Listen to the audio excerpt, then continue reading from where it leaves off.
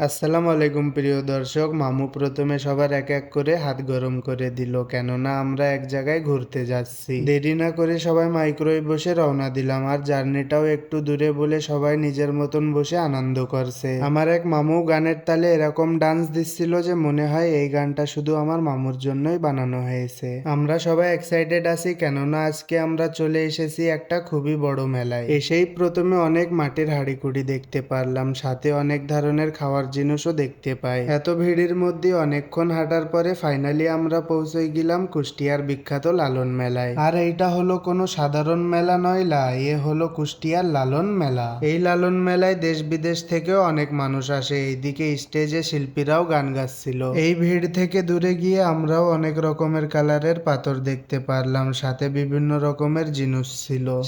শেষ অনেকগুলো একতারা দেখে আমরাও বাড়ি রওনা দিলাম। সো ফাইনালি ভাইয়া লালন মেলা থেকে আমাদের জন্য বিভিন্ন রকমের খাওয়ার জিনিস নিয়ে এসেছে। আবার দেখা হবে একটা নতুন মিনি ব্লগে। আল্লাহ হাফেজ।